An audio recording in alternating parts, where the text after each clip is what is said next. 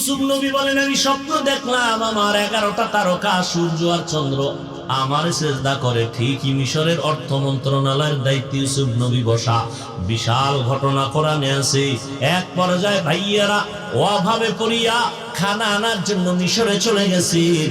যাওয়ার পরে ইউসুফ নবী দাঁড়াইয়া ভাইদের চেহারা চিনে ফেলছেন, কিন্তু ভাইরা চিনে না, হারানো ইউসুফ দাঁড়ানো। ভাইরা চিনে নাই, ইউসুফ নবী চিনে ফেলছেন। সেই নিমক হারাম আমার সেই ভাইরা, যারা আমাকে বাবার থেকে ষড়যন্ত্র করে এনে কূপের মধ্যে ফেলে দিছিল। এইবার পরিচয় গোপন রাইখে কয়, আপনারা কোথা থেকে আসছেন? কয় আমরা কি বলে কেনান থেকে আসছি, সিরিয়ার থেকে আসছি। তাই নাকি? বলে হ্যাঁ। আপনাদের আব্বা কে? কয় আমাদের আব্বার নাম ইয়াকুব। তাই নাকি? বলে হ্যাঁ। আপনাদের আব্বা আছে কিনা? কয় আছে। আপনারা কয় ভাই? কয় আমরা 10 ভাই। কয় আপনারা এখানে কয়জন? 10 জন। আর আছে কে? কয় আর এক ভাই আছে। নাম কি? বিনিয়ামিন। সে কি আপনাদের আপন না সৎ? কয় সৎ। আরো কোনো ভাই ছিল নি? কয় ছিল। কে ছিল? কয় ইউসুফ। সে কোথায়? কয় বাগে খেয়াল। শুনিদা কায় বুয়াদ মানন্দ দিদা তোরা দিদা ওয়া ইউসুফ রা শুনিদা। ইউসুফ নবী জিজ্ঞাস করে, খুব কন্ট্রোল করতেছে, কান্না আসতেছে তুফানের মতো, চাপাইয়া রাইখা কয়, আপনাদের আব্বাজান এখন কেমন আছেন? কয় আমার আব্বাজান ইউসুফের জন্য কান্না করে করে আজ অন্ধ হয়ে গেছে। ইউসুফ ইউসুফ করে কাঁদে, অন্ধ, চোখের পাওয়ার নাই। ইউসুফ নবী হিকমত অবলম্বন করে কর্মচারীকে বলল, এদের ভেতরে খানা দাও। মাপ ছাড়া খানা দিয়া ওরা যে টাকা দিছে, গোপনে টাকাটা খানার ভিতরে ঢুকায় দাও, ওরা যেন টের না পায়। ইউসুফ নবী খানা দিয়ে কয়, খানা নিয়ে বাড়ি যান, আপনার আব্বার কাছে চলে যান। খানা কিন্তু বেশি দিন থাকবে না, শেষ হইলে আবার আসবেন, লাগবে খানা, আবার আসবেন, খানা মজুদ আছে। তবে খবরদার, বিনিয়ামিন রে না নিয়ে আসলে খানা দিব না। যান, আপনাদের ছোট বাইরে নিয়ে আইয়েন, তা খানা আরো বাড়ায় দেন। খানা নিয়ে গেছে বাবার কাছে। আব্বাজান, অর্থমন্ত্রী খুব ভালো মানুষ, আমাদেরকে মাপ ছাড়া খানা দিছে। বস্তার থেকে খানা খুলে দেখে যে টাকা দিছিল অল্প কিছু, তাও বস্তার ভিতরে। দেখছেন নি আব্বা, টাকাও ফেরত আসছে, তবে একটা শর্ত দিছে, সামনে খানা আনতে গেলে আমগো ছোট বাইরে না নিলে দিবে না। তো ইউসুফেরে হারাইছো, এটারও হারাইতে চাও? খানা শেষ হয়ে গেল। খানা আনার জন্য ভাইয়ের আনা, বাবা বিনিয়ামিনকে দেন, না দিলে খানা আমাদেরকে দেওয়া হবে না। বাবা বুঝতে পারছেন এইবার ওরা ষড়যন্ত্র করবে না, ওরা ওয়াদা দিয়ে চললো। বিনিয়ামিনকে দিয়া রওয়ানা, মিশরের জমিনে চলছে খানা আনার জন্য। ইউসুফ নবী কাফেলা দেখে সম্মান করলেন, সুন্দরভাবে আলিঙ্গন করলেন, আর বললেন আজকে খানা দিব, তবে আজ আপনারা আমার রাজকীয় মেহমান হবেন। 2-4 দিন বেড়াবেন, তারপরে খানা নিয়ে যাবেন। তবে রাত্রি যাপনের জন্য কি করা যায়? 1 নাম্বার, আমার রাজপ্রাসাদের মধ্যে ছোট্ট ছোট্ট রুম আছে, 2 ভাই করে এক এক রুমে ঘুমায় যান। এবার 2 ভাই করে যদি ঘুমায় জোর জোর করে, কয় রুম? 5 রুমে 10 জন, বাকি থাকলো 1 ভাই। কে? বিনিয়ামিন। ইউসুফ কয়, এই ভাইরে কি একা রুমে দিলে থাকতে পারবে না? ভয় পাইব। ভয়, কিন্তু আপনারা মনে না কিছু করলে আমার সাথে আমি রাতে রেখে দিই। ওরা তো বুঝে না, ওরা তো খুশি। অর্থমন্ত্রী আমাকে এত আদর করে, তো খানা বেশি নয়। কিন্তু ইউসুফের কলিজায় তো তুফান। দীর্ঘ 40 বছরের বিরহের বেদনার আওয়াজ অন্তরের মধ্যে চাপা পড়ে আছে।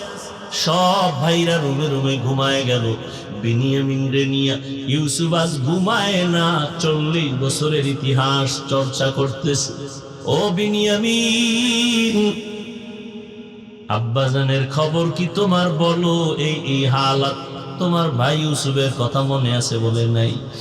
বাজান ইউসুফের কথা বলে বলে কান্না করে চোখের মনিটা সাদা হয়ে গেছে, কিছুই দেখে না।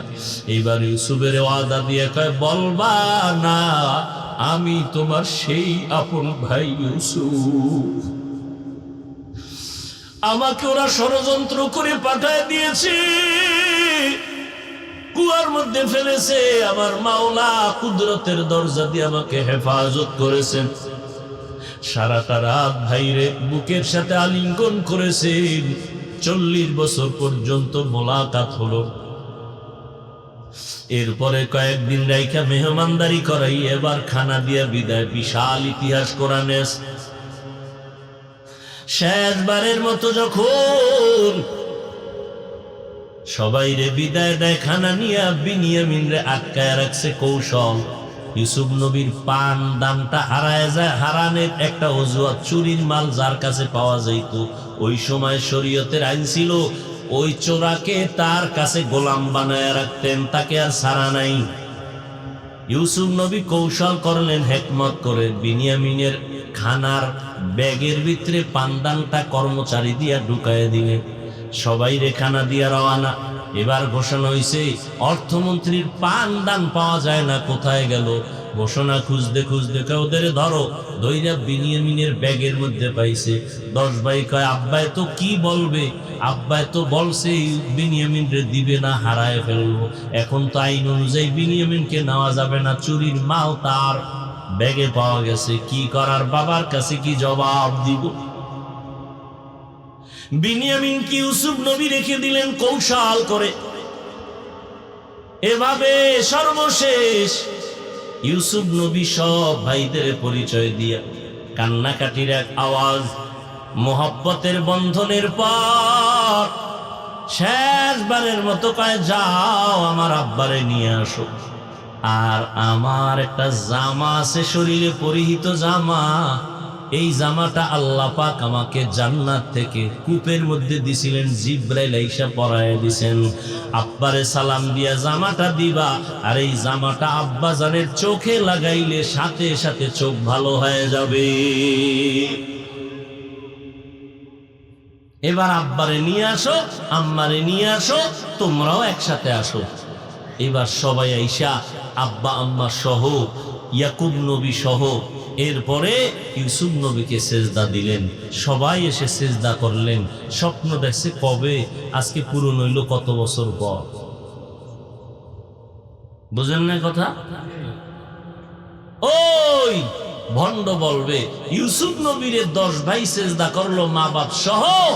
এই সেজদাও তাজিমান সেজদা, এটা সম্মানের সেজদা, ইবাদতের সেজদা না।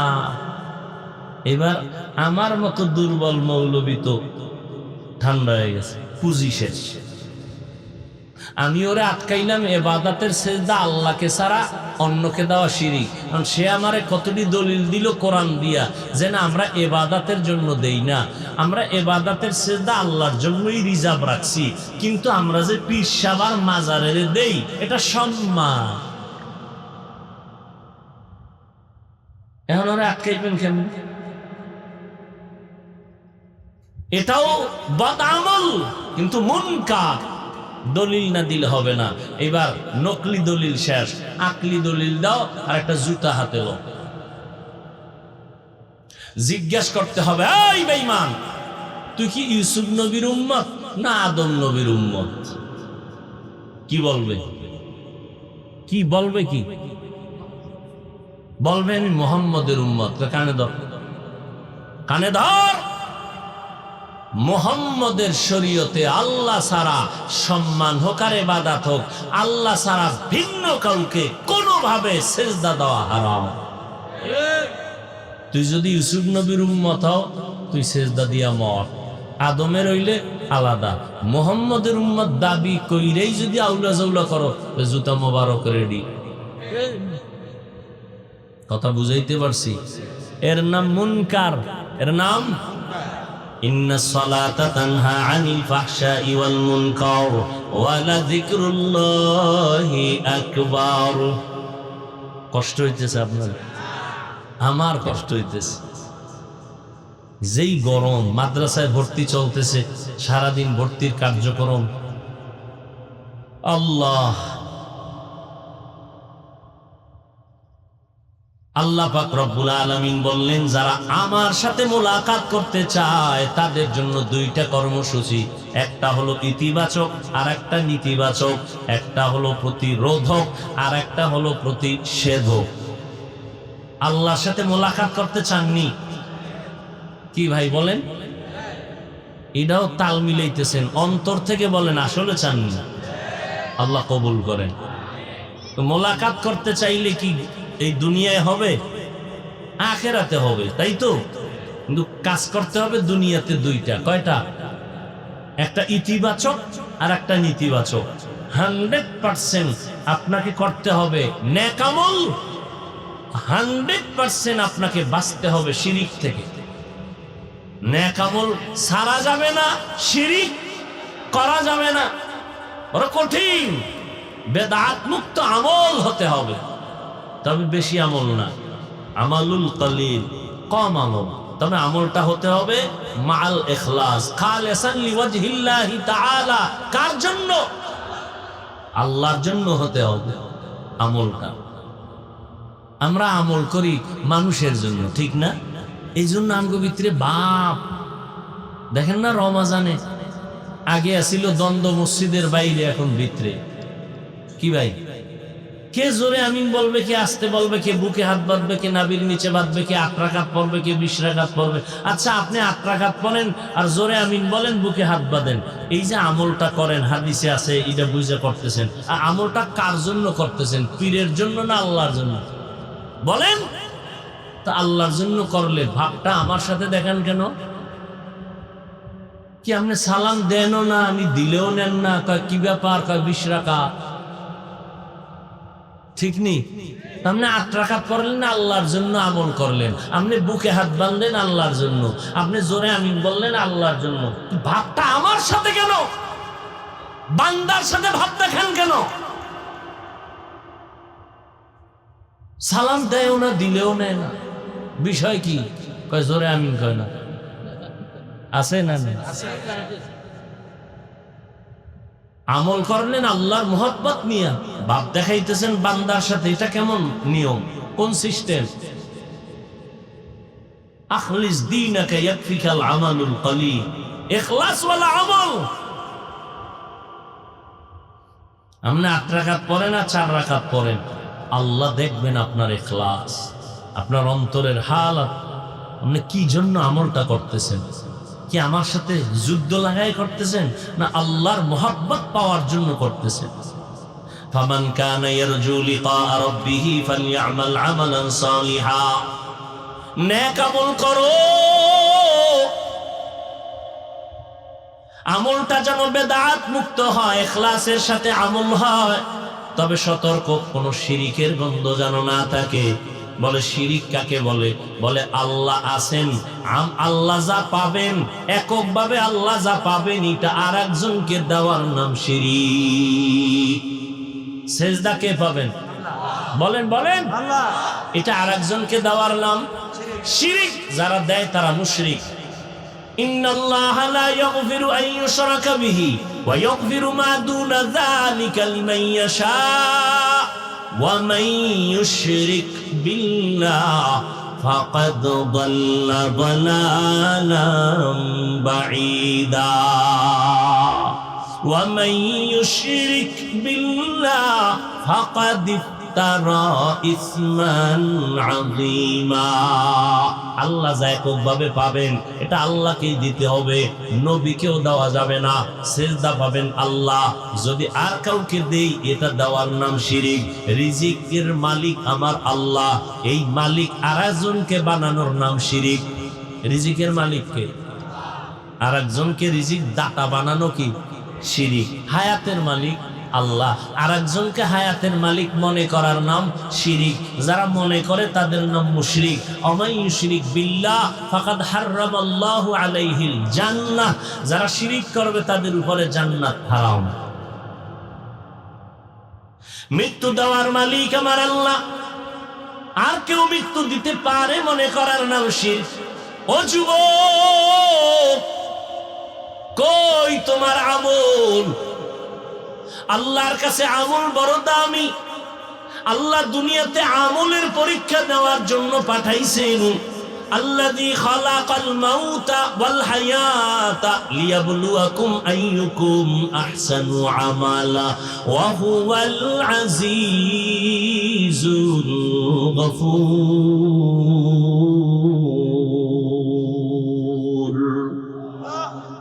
আরে মিয়া, বেশি আমল লাগে না, এত আমল লাগে না। আল্লাহ কয় চালাকি কম কর, আমি দুনিয়াতে পাঠাইছি আমলের পরীক্ষা নিব। কিসের পরীক্ষা? আমলের পরীক্ষা। যেখানে ঈমানের বয়ান সেখানে আমলের বয়ান। ইন্নাল্লাযীনা আমানু ওয়া আমিলুস সলিহাত, আল্লাহ বলেন যারা ঈমান আনার পরে নেক আমল করবে, কানাত লাহুম জান্নাতুল ফিরদাউসি নুজুলা। যেখানে ঈমানের বয়ান সেখানে আমল। কিয়ামতের ময়দানে জান্নাতীরা জান্নাতে যাইয়া আরামে নাক টেনে ঘুমাবে, কিন্তু আফসোস থাকবে না। একটা আফসোস থাকবে মাত্র, ও আল্লাহ আরেকটু সুযোগ দাও, আরো বেশি আমল করব, জান্নাত দিয়েই পিঠা পেয়ে যাব। আফসোস করবে আরেকটু আমল কেন করলাম না। আর আপনি এনে ফতুয়াবাজি করেন, এত আমল লাগে না। নবীজির গুনাহ নাই, সাহাবায়ে কেরামরা বেগুনাহ না, জান্নাতি। সমস্ত সাহাবায়ে কেরাম জান্নাতি। বলেন সমস্ত সাহাবায়ে কেরাম? সমস্ত সাহাবায়ে কেরাম জান্নাতি। এর মধ্যে তো ডাইরেক্ট টিকিট পাইছেন কয়জন? এই আবু বকর, ওমর, ওসমান, আলী টিকিট পাইয়াও মৃত্যু পর্যন্ত কান্না কান্না কান্না, তাহাজ্জুদ, ইশরাক, আওয়াবিন, চাষ, এত আমল, এত আমল, নফল সদকা, নফল দান, এত আমল করেছেন জীবনভর। নবীজি হুজরায় আছেন, হঠাৎ করে রাতের গভীরে শুনে কান্নার আওয়াজ। নবী বের হয়ে দেখে আবু বকর নামাজে দাঁড়ায় কাঁদতেছে। আবু বকর, আপনি নামাজে দাঁড়ায় কাঁদলেন কেন? আবু বকর বলেন, ইয়া রাসূলুল্লাহ, কোরআন শরীফের একটা আয়াত আমারে কান্না করাইতেছে। কি আয়াত? আল্লাহর নবীর জবাবে বলেন, ইন্নাল্লাহা আশতারা মিনাল মুমিনিনা আনফুসাহুম ওয়া আমওয়ালাহুম বিআন্না লাহুমুল জান্নাহ। নবীকে এটা তো সুসংবাদ, আল্লাহ মুমিনের জানমাল কিনে নিয়েছেন, বিনিময়ে মুমিনের জান্নাত দিবেন। এটা তো খুশির কথা, এটা কান্নার কি আছে? আবু বকর বলেন, ইয়া রাসূলুল্লাহ, আমি তো জানেন একটা কাপড়ের দোকান দেই, কাপড়ের দোকানওয়ালা আমি। আজ আমার দোকানে একজন মহিলা আসলো, কাপড় কিনে নিয়েছিল অনেক আগে। আমার দোকানে কাপড়টা ফিরাইয়া দিয়া টাকা নিয়ে চলে গেল। আমি জিজ্ঞাসা করেছিলাম, আম্মা জান, আমার দোকানের কাপড়টা আপনি ফিরাইয়া দিলেন কেন? টাকা নিয়ে যান কেন? মহিলা সামান্য একটা জবাব দিয়ে চলে গেল, ও আবু বকর, আপনার দোকান থেকে অনেক আগে আমি কাপড় নিয়েছিলাম, কিন্তু ফিরাইয়া দেওয়ার সময় পাই নাই, আজকে দিয়ে গেলাম। কেন ফিরাই দিলাম? আপনার দোকানের কাপড় আমার পছন্দ হয় নাই। নবী, আল্লাহ বলছেন কোরআনের আয়াতে, কিয়ামতের ময়দানে আল্লাহ আমাকেও ডাকবেন। আল্লাহ পাক বলেন, মুমিনের জানমাল কিনে নিলেন, জান্নাত দিয়ে দিলেন। হাসরের ময়দানে আল্লাহ যদি জিজ্ঞাসা করে, আবু বকর, আমি তোমার জানমাল নিলাম, জান্নাত দিলাম, জান্নাত পাইয়া কি নিয়ে আসছো আমার কাছে জান্নাতের মহব্বতে?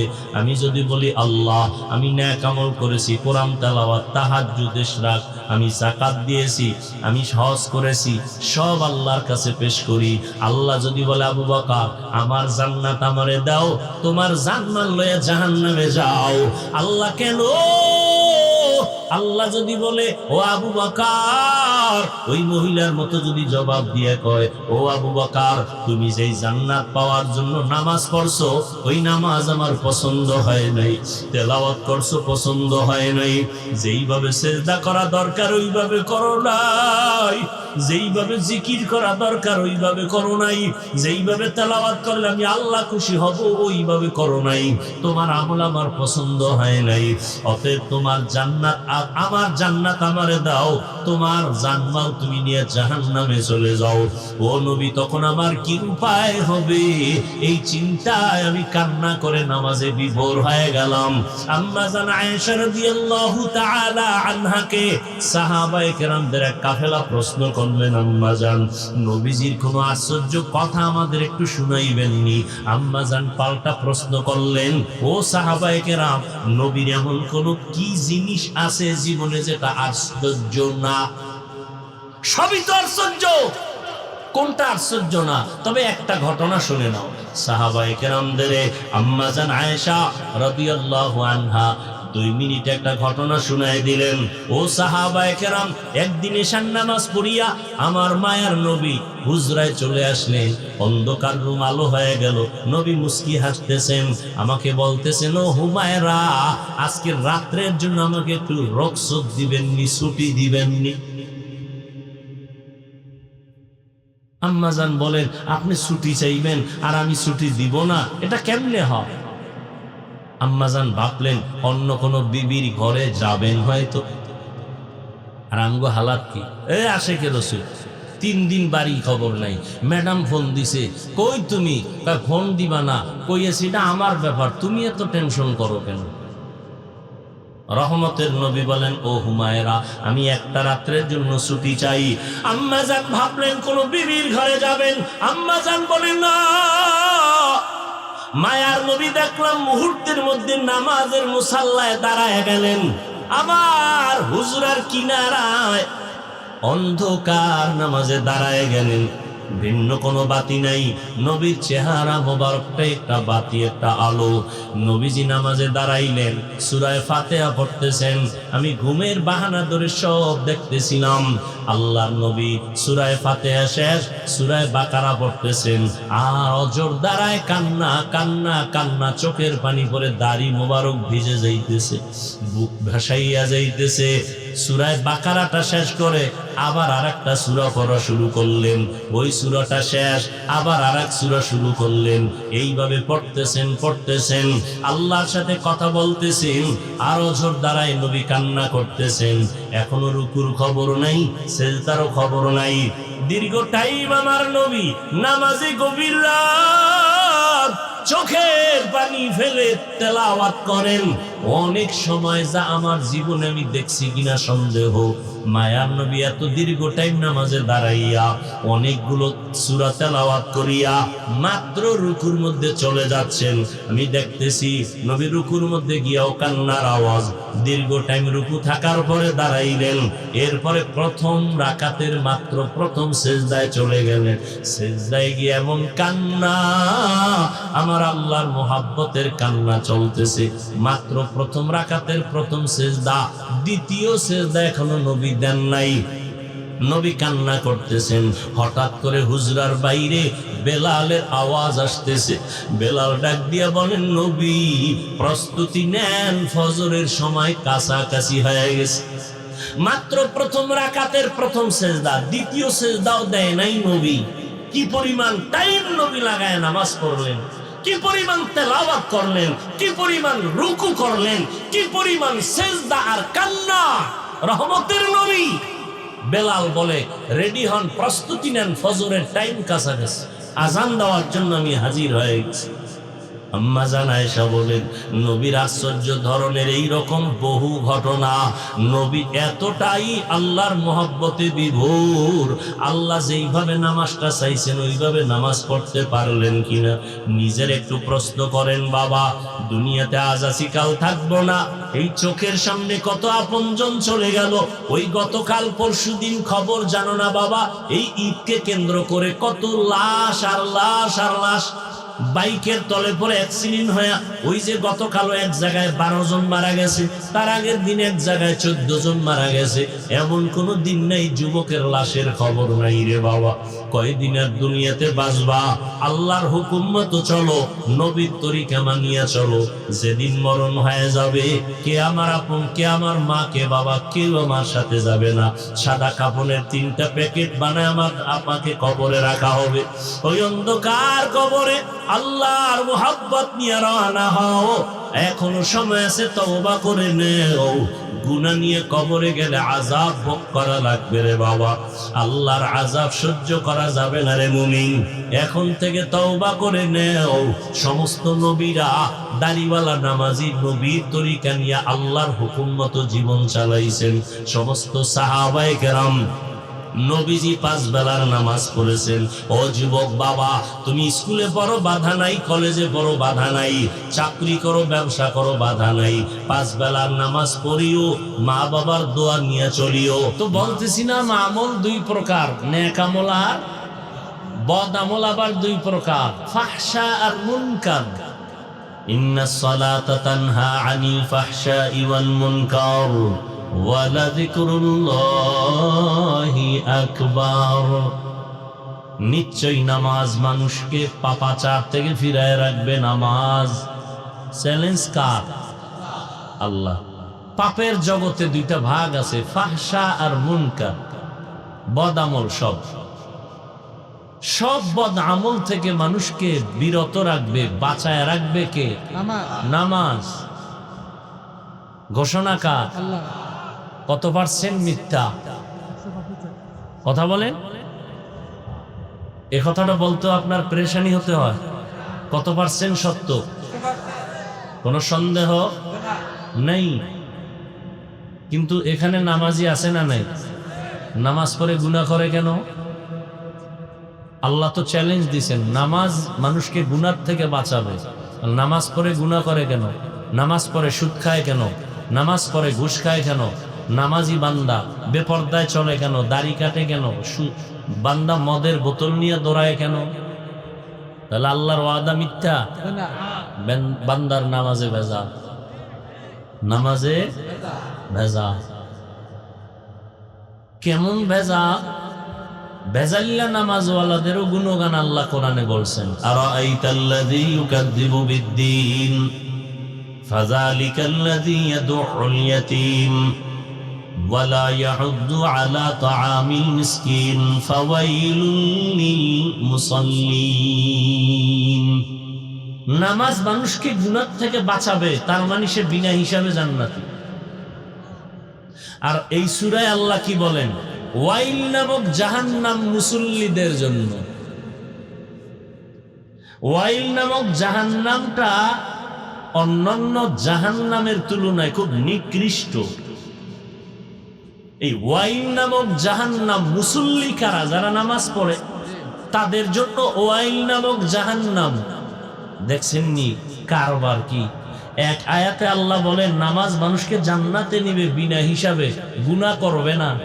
আর এই আয়াতে আল্লাহ বলেন ওয়াইল নামক জাহান্নাম মুসল্লিদের জন্য। কোন মুসল্লি?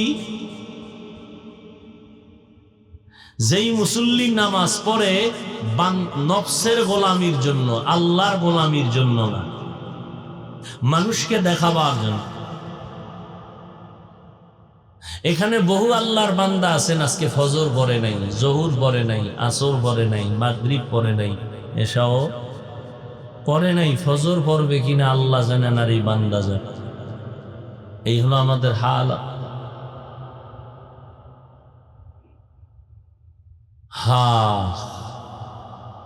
নেক আমল আর বদ আমল। বদ আমল 2 প্রকার, ফাহশা আর মুনকার। ফাহশা ও বদ আমল, মুনকার ও বদ আমল। ফাহশা এমন বদ আমল যেটা বুঝার জন্য কোনো দলিল লাগে না, বিবেক বুঝে ফেলে বলার সাথে সাথে। মুনকার এমন বদ আমল যেগুলো ব্যাখ্যা ছাড়া সমাধান করা যায় না। 2টা উদাহরণ। জবাব দেন তো, মিথ্যা কথা বলা নেক আমল না বদ আমল? সগীরা না কবিরা? বলেন না কেন? মিথ্যা বলা যে একটা বদ আমল, এটা বুঝার জন্য কোনো দলিল লাগবে? বেঈমানেরাও বুঝে মিথ্যা মহাপাপ, বুঝে না? মা বাবা মিথ্যা বলবে, সন্তান মেনে নেয় না। সন্তান বলবে, মা বাবা মেনে নেয় না। ভাই ভাইয়ের মিথ্যা মেনে নেয় না, এটাও বদ আমল। এটা বুঝার জন্য কোনো দলিল? এ ফাহশা, যদিও দলিল আছে। ওয়াইলু ইয়াউমাইযিল লিল মুকাদ্দিবিন, এই দেখছেন নি, মিথ্যাবাদীর জন্য ওয়াইল নামক জাহান্নাম, মুসল্লিদের জন্য ওয়াইল নামক জাহান্নাম। ওয়াইলুল লিল মুতাফফিফিন, মাপে যারা ব্যবসা করে, ভেজাল করে, তাদের জন্য ওয়াইল নামক জাহান্নাম।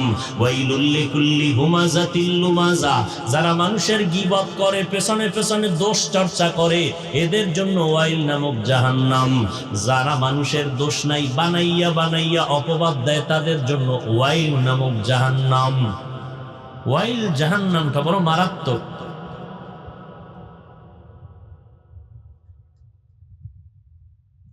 মিথ্যাবাদীর জন্য ওয়াইল নামক জাহান্নাম। ওয়াইলু ইয়াউমাইযিল লিল মুকাদ্দিবিন, বারবার আল্লাহ বলেন ওয়াইলু ইয়াউমাইযিল লিল মুকাদ্দিবিন, মিথ্যাবাদীর জন্য জাহান্নাম। قال النبي صلى الله عليه وآله وسلم إياكم والكذب فإن الكذب يهدي إلى الفجور وإن الفجور يهدي إلى النار।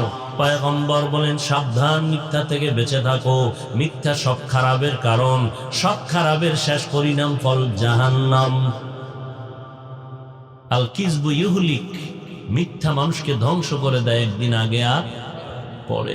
একটা মিথ্যাকে প্রতিষ্ঠিত করার জন্য হাজারো মিথ্যার কাবার লাগানো লাগে। এক চোরার ঘরের চোরা নবীর কাছে গেছে, কিছু ঔষধ নিবে কলবের। কিসের ঔষধ?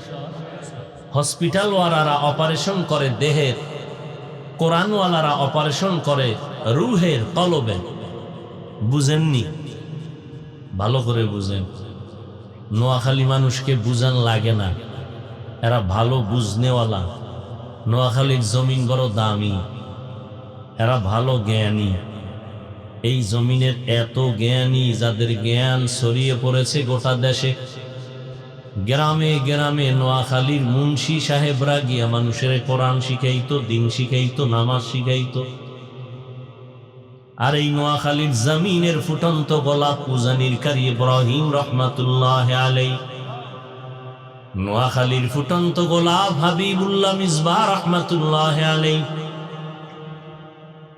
এ জমিন বড় উর্বর জমিন, কিন্তু মানুষ দুনিয়ার লোভানব দৃষ্টিতে পড়ে এখন আল্লাহর মহব্বতের বন্ধন থেকে আলাদা হয়ে যাচ্ছে।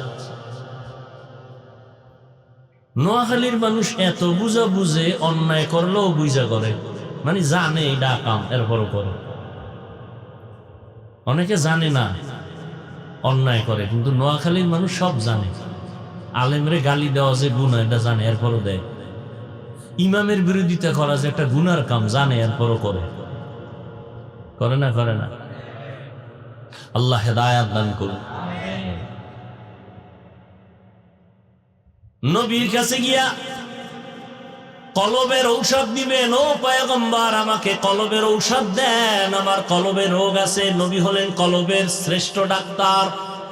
হুয়াল্লাযী বা'সা ফিল উম্মিয়্যিনা রাসূলাম মিনহুম ইয়াতলু আলাইহিম আয়াতিহি ওয়া ইউযাক্কিহিম ওয়া ইউআল্লিমুহুমুল কিতাবা ওয়াল হিকমাহ ওয়া ইন কানু মিন ক্বাবলু লাফি যালালিম মুবিন।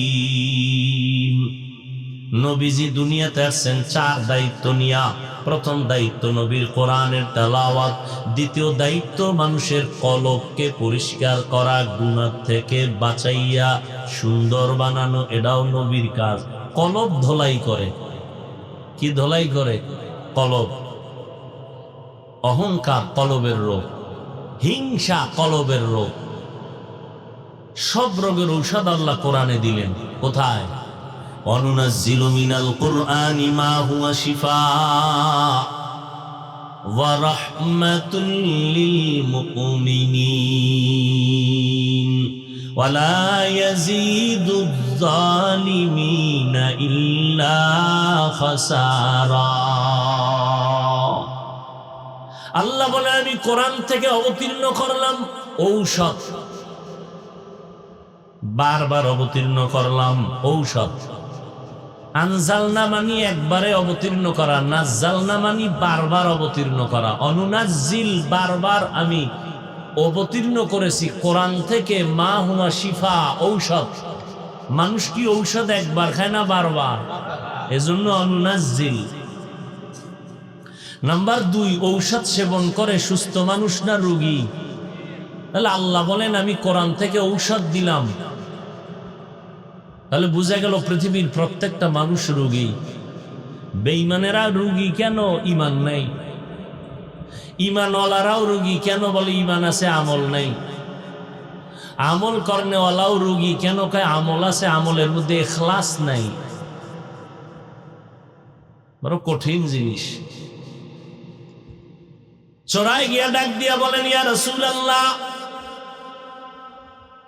আমি কয়েকটা বড় বড় অপরাধ করি, তবে একটা একটা ঔষধ দিবেন, একটা একটার থেকে বাঁচবো। একদিনে সব থেকে আমি বাঁচতে পারবো না। কি অপরাধ করো? বলে আমি জিনা করি, আর আমি চুরি করি, আর আমি মদ পান করি। নাম্বার 4, আমি মিথ্যা কথা বলি। নবী একটা রোগের ঔষধ দেন, আমি একটা একটা থেকে পরিত্রাণ পেয়ে আস্তে আবার আসবো, আবার ঔষধ নিব। নবী তো সৃষ্টির শ্রেষ্ঠ ডাক্তার, এমন এক ঔষধ দিছেন, এক ঔষধে চোর পুরা ভালো হয়ে গেছে। নবী তো এমন এক ডাক্তার, যেই ডাক্তার শ্রেষ্ঠ ডাক্তার, যার প্রেসক্রিপশনটা এমন পাওয়ারফুল, কিয়ামত পর্যন্ত এই প্রেসক্রিপশনটাকে ফলো করলে ওই মানুষটা দুনিয়াতে বাদশা, আখেরাতে বিনা হিসাবে জান্নাতি।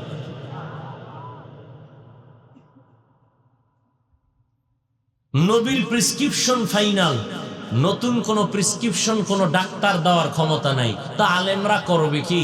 আলেমরা হলো রসুলের কম্পাউন্ডার। এরা ওই রসুলের দেওয়া প্রেসক্রিপশন যারা বুঝে না, এদের ধরে ধরে বুঝাই দিবে। এটা আলেমগো কাজ, আর কোনো কাজ নাই। ওখানে কলম ধরার কাজ নাই, ঔষধ কমানোরও সুযোগ নাই, বাড়ানোরও সুযোগ নাই। আর মানুষ যারা বুঝে না নবীর সুন্নত কি, ভাত খাওয়ার সুন্নত কি, বসার সুন্নত কি, হাত ধোয়ার সুন্নত কি, মসজিদে ঢোকার ঔষধ কি, এগুলো বুঝে না। ওলামায়ে কেরাম ধরে ধরে ধরে ধরে বুঝাই দিবেন। উম্মত এই ঔষধ সেবন করবে, দুনিয়াতেও শান্তি, আখেরাতেও মুক্তি। নবী ঔষধ দিলেন, ও চোরার ঘরের চোরা, তুমি চুরি করো, জেনা করো, মদ পান করো, মিথ্যা বলো, প্রথম ঔষধ তুমি এটা ব্যবহার করো, মিথ্যা থেকে নিজেরে বাঁচাও, যাও। চোরায় খুশি। নবী ভাবছিলাম চুরি বন্ধ করতে বলবেন, নবী তা না বলে বললেন আমি মিথ্যা ছাড়বো, তাহলে আমার চুরি চলবে, বরকতের চুরি। নবী জেনে শুনে বাধা দেন নাই, তো আজকে বড় চুরি হবে, বরকতের চুরি হবে। তবে ওয়াদা করছি, ঠিক আছে, মিথ্যা আর বলবো না। কিন্তু রাতের বেলা চুরি করতে যখন যাবে, রাস্তায় বেরিয়ে পেরেশান হয়ে গেল, নবী তো জানে আমি চোর। খবর যদি তার কাছে চলে যায় যে আমার বাড়ি চুরি হয়েছে, নবী জানে তো আমি চোর, আমাকে ডাকবেন, ডাকলে তো আমাকে বলতে হবে, তো সত্যই বলতে হবে। ওয়াদা করে আসছি, মিথ্যা বলবো না। তাহলে আমি দ্বিতীয়বার সত্য বলে চোর সাজতে চাই না। আস্তে রাস্তা থেকে ফিরে বাসায় চলে গেল, না চুরি আর করবো না। এইভাবে মদ পান ছেড়ে দিল, জিনা ছেড়ে দিল, এক ঔষধে পুরা পাক্কা জান্নাতি হয়ে গেল। তাহলে মিথ্যা বলা মহাপাপ, বদ আমল। বুঝার জন্য কোনো দলিল লাগে? দলিল আছে না নাই? প্রয়োজন নেই। নাম্বার 2, আর একটা উদাহরণ দিই। ফাহশা, গালাগালি করা সুন্নত, মুস্তাহাব কি বলেন? হালাল না হারাম? এটা বুঝার জন্য দলিল লাগবে? পৃথিবীর কেউ গালি পছন্দ করে না, যদিও ওয়াজের প্যান্ডেলেও গালি চলে, কিন্তু এই গালি কেউ পছন্দ করে না। নবী, যার কোনো তুলনা নেই, সে নবীকে আল্লাহ বলেন ফাবিমা রাহমাতিন মিনাল্লাহি লিনতা লাহুম ওয়ালাউ কুনতা ফাদ্দান গালিযাল কলবি লানফাদ্দু মিন হাওলিক। ও নবী, আপনার অন্তর যদি কঠোর হইতো, মানুষ ভেগে যাইতো। আপনার অন্তর আমি আল্লাহ রহমতের চাদর দিয়ে এমন মেডিসিন লাগায় নরম বানায় দিয়েছি, দুশ্মন আসিয়াও আপনার বন্ধু হয়ে যায়। ফাকুলা লাহু কাওলান লায়্যিনান লাআল্লাহু ইয়াতাযাক্কারু আও ইয়াখশা। খেয়াল করেন, মুসা নবী ফেরাউনের দাওয়াত দিতে যায়, সাথে ভাই আছে হারুন। আল্লাহ একটু সতর্কবাণী দিয়ে দিলেন, ফাকুলা লাহু কাওলান লায়্যিনান লাআল্লাহু ইয়াতাযাক্কারু আও ইয়াখশা। এই মূসা, ফেরাউনের দাওয়াত দিতে যাও, খবরদার নরম কথা বলবা, গরম কথা বলবা না। কারণ নরম কথা কলবের মধ্যে আসর করে বেশি, ঢুকে যায় বেশি, ফায়দা হয় বেশি, গরমের ফায়দা কম। এই আয়াতের ব্যাখ্যায় গিয়া পাকিস্তানের মুফতি শফি রহমতুল্লাহ আলাইহি লেখেন, ও দুনিয়ার বক্তা সাহেবরা, তোমরা কি মুসা নবীর থেকে বড় বক্তা? শফি রহমতুল্লাহ আলাইহি বর্তমান তকি ওসমানী দামাত বারাকাতুহুমের বাবা যান, তিনি বলেন, ও বক্তা সাহেবরা, তোমরা কি মুসা নবীর থেকে বড় বক্তা? আর তোমরা যাদের ওয়াজ করো এরা কি ফেরাউনের চেয়ে খারাপ? তো মুসা নবী দাওয়াত দিতে যাচ্ছেন, বেঈমান ফেরাউন আল্লাহ জানে ও কিয়ামতের আগে কালেমা পড়বে না, এরপরও আল্লাহ জানিয়াও কয় নবী গরম বলবেন না নরম। আল্লাহর তো বলা দরকার ছিল বেঈমান যেহেতু কালেমা পড়বে না, ইচ্ছা রহম নবী কইয়া দিবেন, জাল মিডাই দিবেন, বেঈমান যেহেতু কালেমা পড়বেই না। আল্লাহ জানেন ফেরাউন কালেমা পড়বে না, এরপরেও আল্লাহ নবীকে বলেন নরম ভাষায় বয়ান করবেন, তাতে উপকার হবে দুইটা, ইয়াতাযাক্কারু আও ইয়াখশা। শফি রহমতুল্লাহ আলাইহি বলেন, ফেরাউনের ব্যাপারে আল্লাহ যদি এই নীতি দেয়, ও বক্তারা, তোমরা কি মুসা নবীর থেকে বড় বক্তা? শ্রোতা যাদের বয়ান শুনাইতেছো তারা কি ফেরাউনের থেকে খারাপ? তুমি তাদের উপর স্টিম রোলার চালাও কেন? গালাগালি কেন? এই মানুষগুলো কি তোমার গোলাম? এখানে আওয়ামী লীগের লোক আছে, বিএনপির লোক আছে, সব লাইনের লোক এখানে আছে না? এরা আমার মুরিদ, এরা আমার গোলাম। কথা বলেন, এরা আমার টাকায় চলে। তাহলে আমি এদেরকে প্রেসার ক্রিয়েট করার অধিকার কি? এদেরকে গালি দেওয়ার অধিকার কি আছে আমার? এদেরকে পারি আমি পাও ধরে দুইটা কথা বুঝাইতে, যাতে করে সবাই দিনের পথে চলে আসে।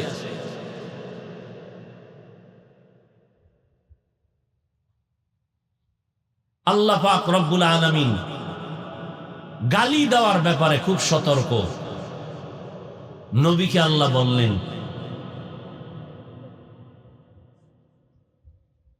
খবরদার মুমিনের সাথে কখনো খারাপ, মুমিনকে বলে দেন, কাফের বেঈমানের সাথে যেন কখনো খারাপ আচরণ না করে। কেন? কারণ হলো ইন্না শাইতানা ইয়ানজাবু বাইনাহুম, মুমিন যদি কাফেরের সাথে খারাপ ব্যবহার করে, এর দ্বারা শয়তান মাঝখানে ভেজাল লাগায় কাফেরের উপকার করায় দিবে বেশি, মুমিনের ক্ষতি হবে বেশি। আবু বকর পার্শ্বে নবীও বসা, এক ইহুদি নবীর সামনে দাঁড়ায় অকথ্য ভাষায় এক চাটিয়া গালাগালি, খামাখা। নবী মুস্কি মুস্কি হাসেন। আবু বকর সিদ্দিকের জিহ্বে চোখ লাল হয়ে গেছে। নবী ইশারা দিলেন কোনো জবাব দিবেন না, কিন্তু কত আর সহ্য করা যায়? নবীরে গালি দিবে আর আমি চুপ থাকবো, এটা হতে পারে না।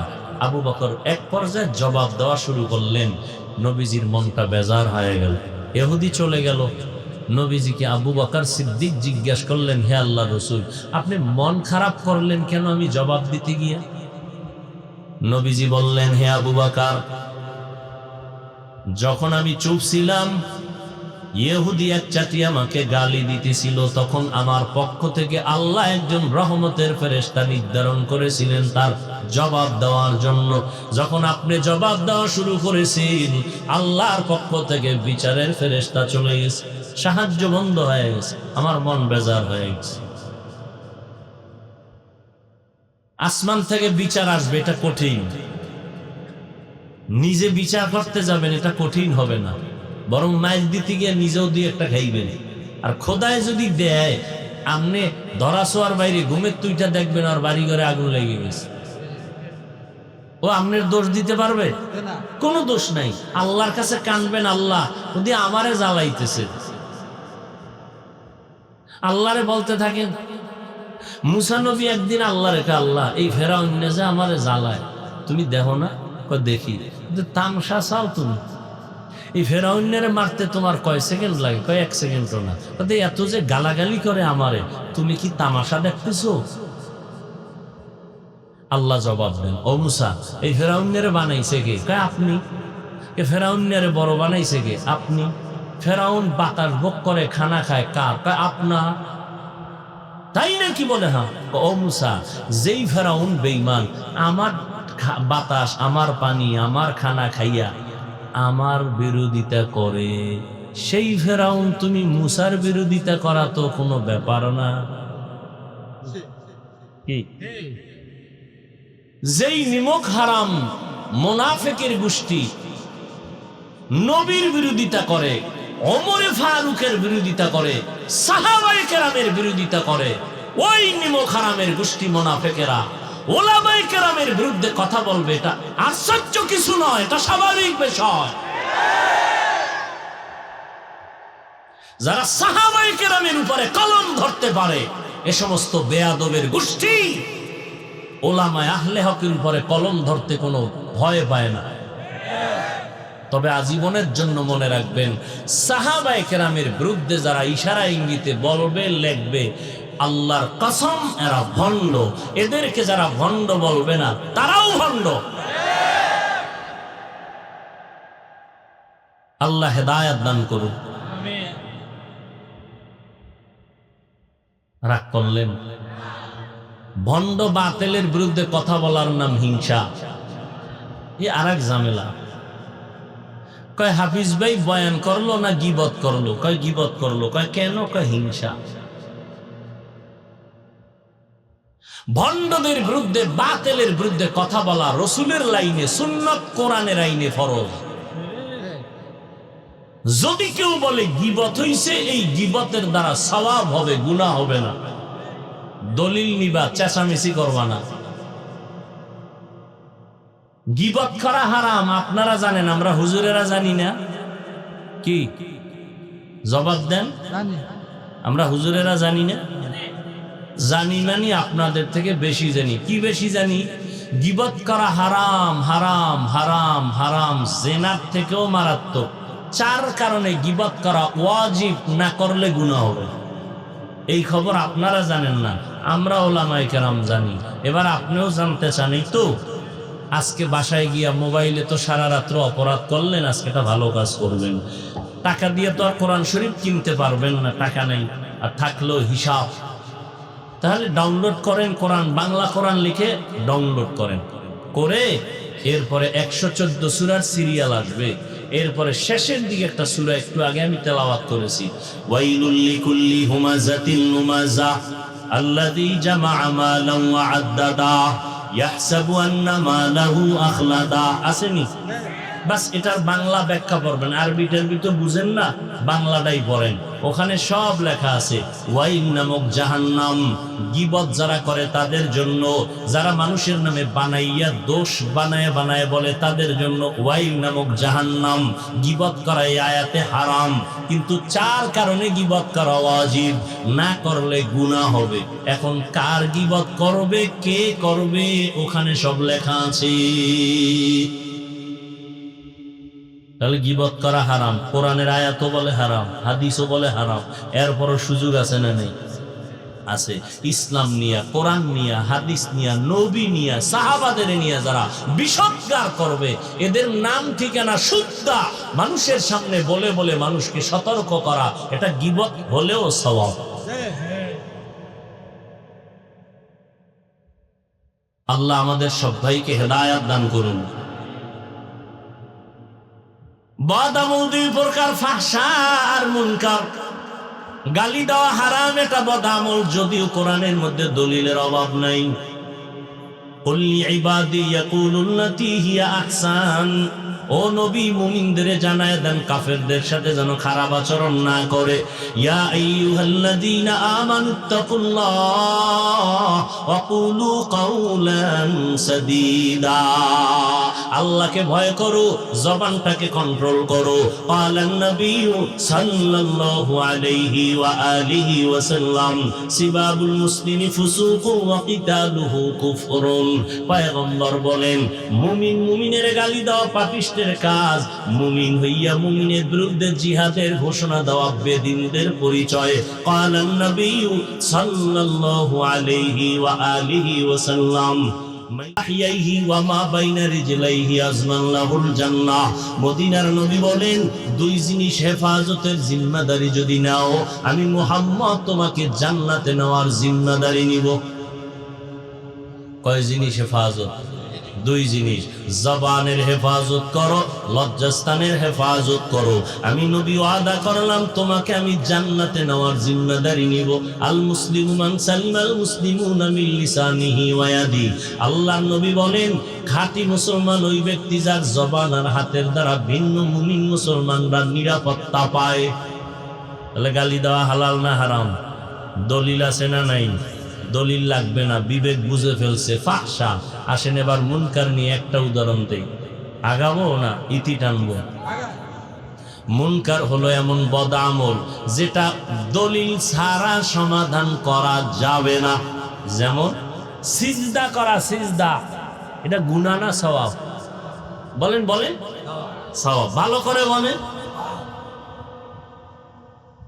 হ্যাঁ, সিজদা করা কি বলেন আপনারা? জবান খুললে কথা বললে, এমনি দোকানে বয়ে কথা বলেন, দুনিয়ার গল্প করেন, যেখানে কথা বলার দরকার সেখানে বলেন। সেজদা দেওয়া গুনাহ না সওয়াব? এই সেজদা যদি কেউ কবরে দেয়, মাজারে দেয়, বটগাছে দেয়, গুনাহ? আচ্ছা যারা দেয় এরকম কিছু আশিকের রাসূল আসেনি?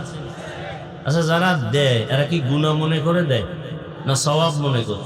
মানে আপনি যদি গিয়ে কেন এই বেটা বন্ধ করেন শিরক, বলবে চুপ। কিসের শিরক? দলিল দে। বলবে না? না আপনি দলিল দিলেন কি? আল্লাহ ছাড়া আর কাউকে সিজদা করা যাবে না। ইবাদতের সিজদা আল্লাহর জন্য খাস, অন্যকে দেওয়া শিরক। ওয়া মান ইউশরিক বিল্লাহ ফাকাদ হারামাল্লাহু আলাইহিল জান্নাহ। দিছেন একটা দলিল, পাল্টা দলিল দিছে। এই মিয়া শুনো, তুমি যে বললা ইবাদতের সিজদা আল্লাহ ছাড়া অন্যকে দেওয়া শিরক, আল্লাহর কসম আমরা ইবাদত হিসাবে অন্যকে সিজদা দেই না। কত কেন দাও? আমরা এটা তাযীমান, সম্মানের জন্য দেই। কারণ আপনি বলবেন তুমি যে ইবাদত ছাড়া সম্মানের সিজদা দাও, দলিল বলে দলিল নাও, দলিল নাও। এক নাম্বার দলিল কোরআনের আয়াত উসজুদু লি আদম ফাসাজাদু ইল্লা ইবলিস। সিজদা দেয় নাই, জাহান্নামী হয়ে গেছে ইবলিস। আল্লাহর অর্ডার আদমের সিজদা দাও। এই সিজদা ইবাদতের সিজদা না, তাযীমান, সম্মানের সিজদা। ডাইরেক্ট কোরআনের তাজা দলিল। যাবা কই মৌলবী? আরো দলিল নিবা? ইন্নী রাআইতু আহাদা আশারা কাওকাবান ওয়াশ শামসা ওয়াল কমার। এবার মা বাবার দোয়া ছাড়াই চেয়ারে বসতে পারি নাই। মা বাবার কান্না, চোখের পানি আর দোয়া ছাড়া পরীক্ষায় ভালো নাম্বার পাও নাই। মা বাবার চোখের পানি, দোয়া ছাড়া তুমি কোনোদিন সম্মানের চেয়ারে বসতে পারো নাই, পারবাও না। এখন থেকে তওবা করে নাও, মা বাবার দোয়া নিয়ে চলবা, আর বেয়াদবি করবা না। ওলামায়ে কেরামের পরামর্শ নিয়া নবীর তরিকা মেনে চলবা।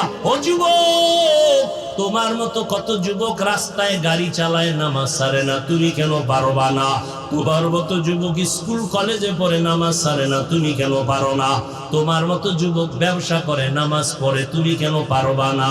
আল্লাহর কোরআনটা কি মিথ্যা মনে করেছো? ওই কোরআনে জান্নাতের বয়ান, জাহান্নামের বয়ান আছে। কে জান্নাতে যাবে, কে জাহান্নামে যাবে তাও আল্লাহ বলেছেন। ইন্নাল আবরারা লাফি নাঈম। লাফি জাহিম। নেক লাইনে চলবা জান্নাত, গুনাহ নিয়ে যাবা জাহান্নাম। ও বাবা, তুমি কি পরিমাণ নেক করেছো, গুনাহ করেছো, নিজের হিসাবটা মিলাইয়া নাও। যদি গুনাহ বেশি হয় তওবা করো, মনে মনে আল্লাহকে ডাকো, হে মালিক। নবী যদি সারা রাত নামাজে কান্না করেন, সাহাবায়ে কেরাম যদি আমলের ময়দানে কান্না করেন জান্নাতের সুসংবাদ পাওয়ার পরও, আমার আপনার কি পরিমাণ কান্না করা দরকার। অথচ কপাল খারাপ, চোখে পানিও নাই, চেষ্টাও করি না, তওবার নিয়ত করি না। আজকে থেকে তওবার নিয়ত করো রে বাবা। হেদায়াতের মালিক আল্লাহ, ইজ্জতের মালিক আল্লাহ, হায়াতের মালিক আল্লাহ। যদি জাহান্নামের ভয় অন্তরে জমা করো, এখন থেকে নিয়ত করে নাও, জীবনে স্কুল কলেজে পড়ি, চাকরি করি, যা করি, নামাজ ছাড়বো না, মা বাবারে কষ্ট দিব না, নবীর তরিকার বাইরে চলবো না, ওলামায়ে আহলে হকের পরামর্শ নিয়ে সুন্নাত অনুযায়ী চলবো। মুনাফিকি যদি না থাকে, তওবার নিয়ত যদি হয়, খাঁটি তওবার নিয়তে দুটো হাত আল্লাহকে দেখাইয়া দাও। আয় আল্লাহ, হাতগুলো কবুল করে নেন, তওবা কবুল করে নেন, তওবার উপরে মজবুত হইয়া চলার মতো তৌফিক দান করেন, আমিন। আলহামদুলিল্লাহি রাব্বিল আলামিন, ওয়াসসালাতু ওয়াসসালামু আলা সাইয়্যিদিল আমবিয়াই ওয়াল মুরসালিন ওয়া আলা আলিহি ওয়া আসহাবিহি আজমাইন। ইয়া আরহামার রাহিমিন, ইয়া আরহামার রাহিমিন, ইয়া আরহামার রাহিমিন। রব্বিরহামহুমা কামা রব্বায়ানি সগীরা। আল্লাহুম্মা ইন্নাকা আফুউন কারীম তুহিব্বুল আফওয়া ফা'ফু আন্না।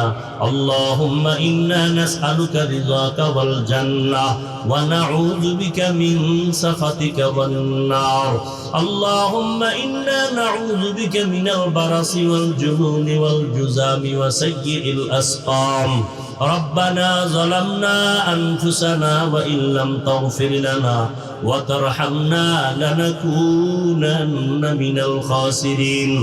ربنا لا تزغ قلوبنا بعد إذ هديتنا وهب لنا من لدنك رحمة إنك أنت الوهاب. ربنا آتنا في الدنيا حسنة وفي الآخرة حسنة وقنا عذاب النار. ও দয়ার মালিক, গুনার বোঝা নিয়ে হাত তুলেছি, আয় আল্লাহ মেহেরবানি করে আমাদের গুনাহগুলো মাফ করে দেন।